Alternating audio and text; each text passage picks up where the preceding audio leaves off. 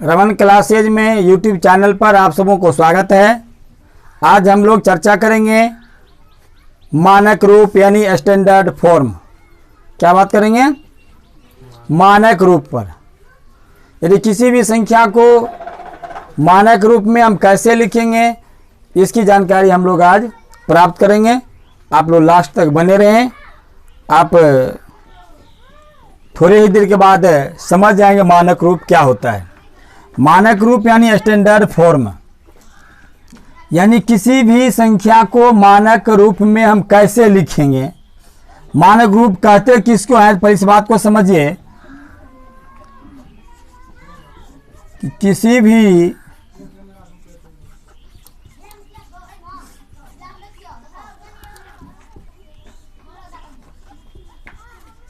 भी संख्या को जब एक या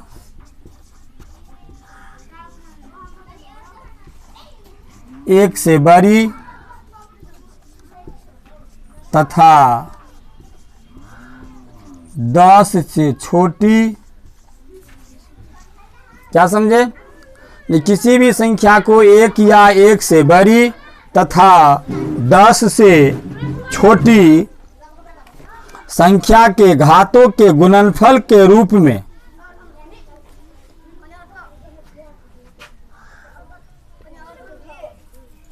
दस से छोटी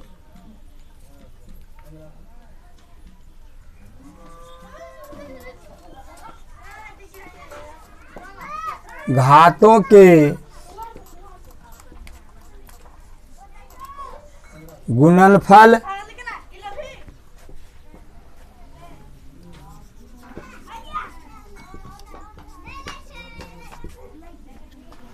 किसी भी संख्या को जब एक या एक से बड़ी तथा 10 से छोटी घातों के गुणनफल के रूप में व्यक्त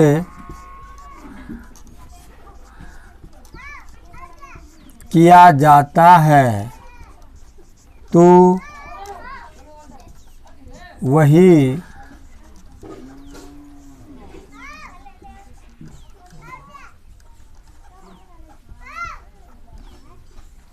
मानक रूप कहलाता है। यानी किसी भी संख्या को एक या एक से बड़ी, एक या एक से बड़ी यानी एक या 1.2 हो या 1.3, यानी एक से बड़ी और 10 से छोटी यानी 9.9 तक, एक से लेकर के 9.9 तक छोटी घातों के गुणनफल के रूप में, यानी घातों के गुणनफल के रूप में किसी भी भारी से भारी बड़े से बड़े संख्या को जब एक से बड़ी और 10 से छोटी संख्या के रूप में जब व्यक्त किया जाता है तो वही मानक रूप कहलाता है। अभी एग्जाम्पल देकर के बताएंगे। जैसे कोई भी बड़ी से बड़ी संख्या आप ले लीजिए, कुछ भी संख्या बोलिए। जैसे कोई भी संख्या आप ले लीजिए, कुछ भी संख्या ले सकते हैं आप। मान लिया कि इसको मानक रूप में लिखना है, इतना को मानक रूप में लिखें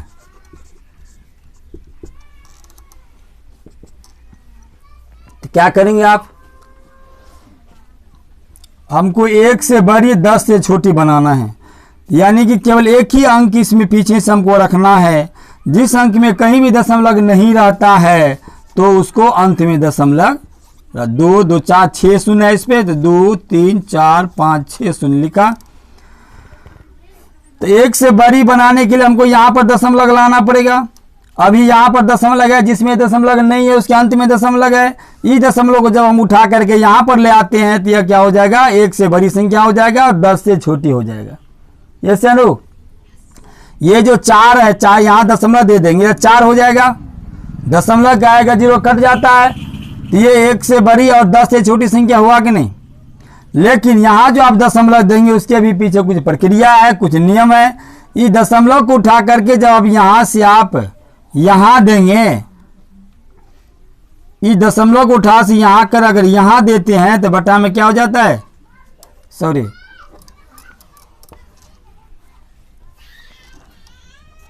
गुने दशमलव का 1, आगे में 1 2 3 4 5 6 जीरो है तो क्या हो जाएगा 1 2 3 4 5 6 जीरो से इसमें गुना हो जाएगा, 2 2 4 2 6 जीरो से गुना हो जाएगा। अब दशमलव क्या आएगा जीरो क्या हो जाता है, कट जाता है, तो कितना हो गया ये 4 गुने 1 पर 6 गो शून्य है, 2 3 4 5 6 बराबर 4 गुने, अब देखिए जीरो यानी शून्य कै बार है 6 बार, तो 10 का घात हो जाएगा 6। शून्य अगर 5 बार रहेगा तो आप 10 का घात लिखेंगे 5। शून्य अगर 9 बार है तो आप 10 का घात लिखेंगे 9, क्योंकि यह 10 का घात 6 का मतलब हुआ 10 गुने 10 गुने 10 गुने 10 6 बार आप लिखेंगे, जिसका गुणनफल इतना प्राप्त होगा। अर्थात इतना को हम 10 का घात के रूप में, यह 1 से बड़ी और 10 से छोटी संख्या 4 हो गया, और गुणनफल को घात के रूप में 10 के घात के रूप में व्यक्त हो गया। अर्थात यही मानक रूप हो गया कि 4 गुने 10 का घात 6, आपका यही आंसर हो गया। समझ में आया?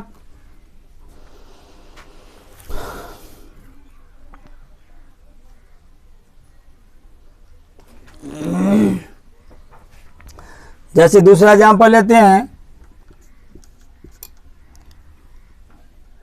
1 2 3 4 5 6 7 8 9 10 को जीरो सवाल ले लेते हैं।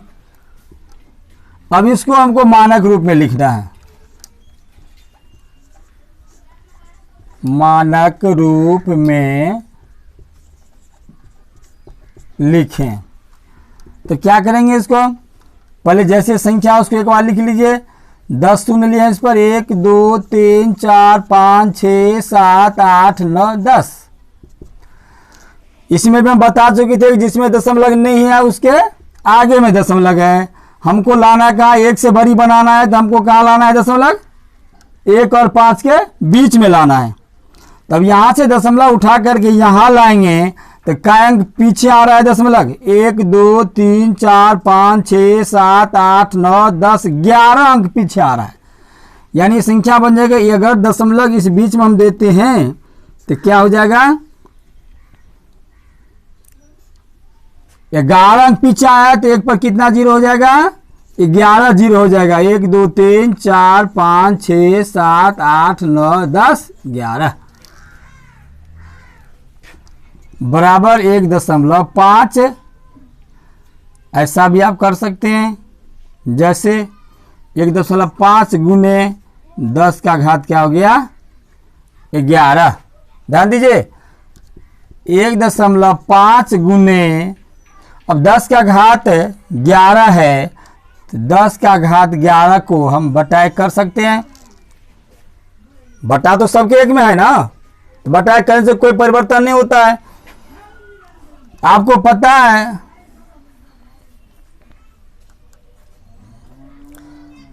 1.5 गुने 10 का घात, चलो यहीं से आंसर हमको प्राप्त हो गया, आगे नहीं जाना है। 1.5 गुने 10 का घात, यही आपका 11 आंसर आ गया।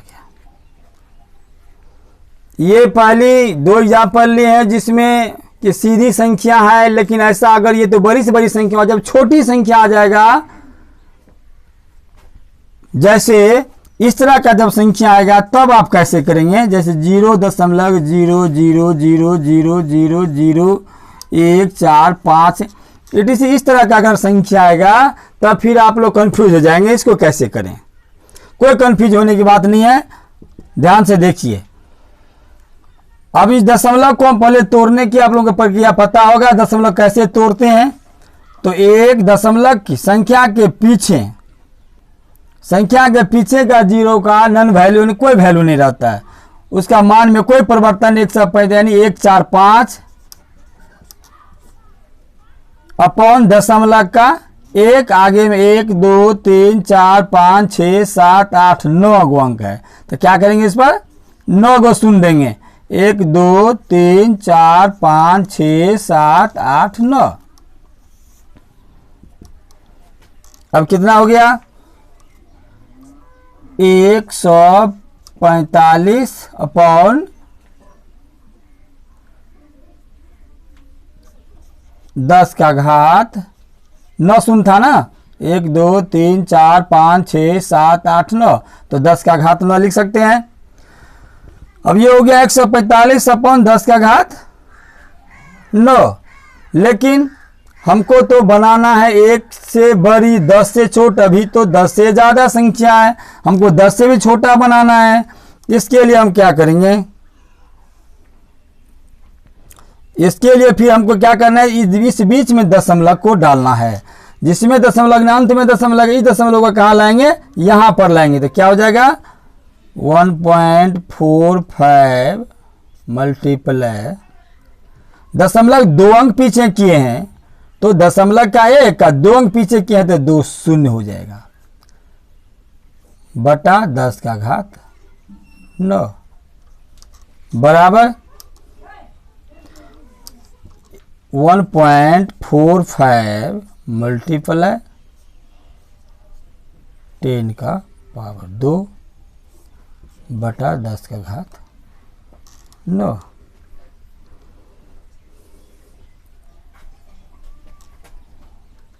बराबर 1.45 गुने 10 का घात 2 गुने 1 बटा 10 का घात 9, ऐसे लिख सकते हैं, क्योंकि इतना को और 1 को गुना करके उतना ही प्राप्त होता है, इसीलिए 1 बटा 10 का घात 9 हम लिख सकते हैं। अब देखिए, अब देखिए 1.45 गुने 10 का घात 2 गुने 1 बटा 10 का घात 9, इतना को हम लिख सकते हैं, क्योंकि इसमें भी गुना करने पर इतना ही परिणाम आता, कोई परिवर्तन नहीं हुआ है। अब आप लोग घातांक में पढ़े होंगे कि अंश एवं हर को बदलने पर घात का चिन्ह बदल जाता है। ऐसा है जैसे 1.45 गुने 10 का घात 2 गुने, इसको 10 को अगर ऊपर लेंगे 1 को नीचे लेंगे तो क्या हो जाएगा, 10 का घात -9 हो जाएगा। पावर क्या होता है, अंश को हर में और हर को अंश में बदलने पर पावर क्या होता है, प्लस का माइनस हो जाता है, माइनस का प्लस हो जाता है। बराबर, अब देखिए 10 का आधार दोनों का बराबर है, तो गुना में आधार बराबर होने पर घात क्या हो जाता है, जुट जाता है। 1.45 गुने 10 का घात 2 प्लस माइनस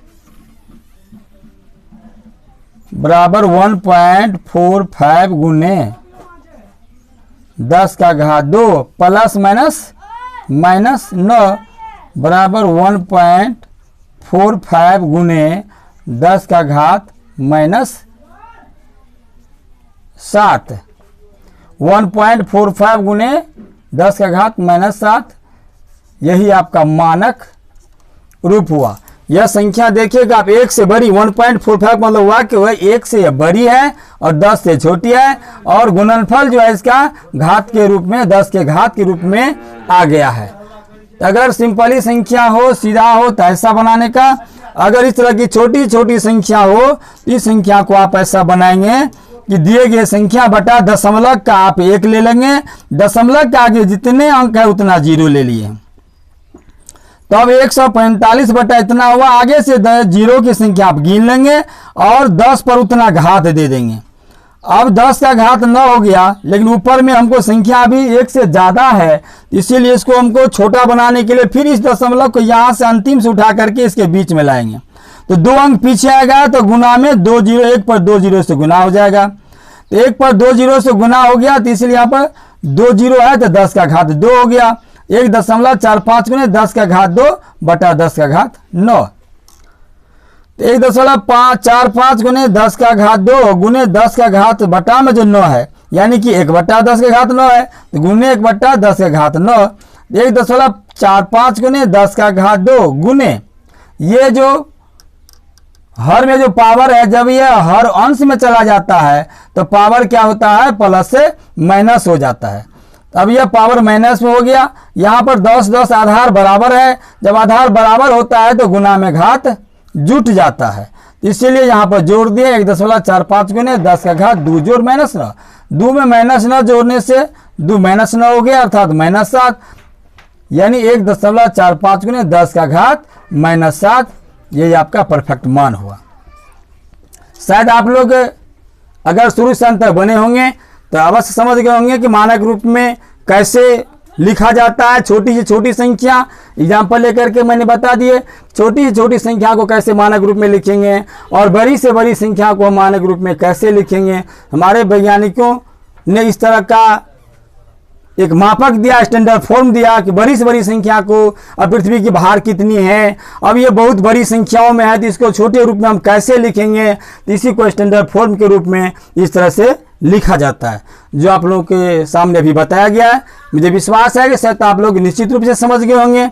अगर आप इसमें भी कोई भी डाउट हो तो फिर इसे नेक्स्ट वीडियो में आप लोगों के विशेष जानकारी और एग्जाम्पलों के साथ आप लोगों को बताया जाएगा।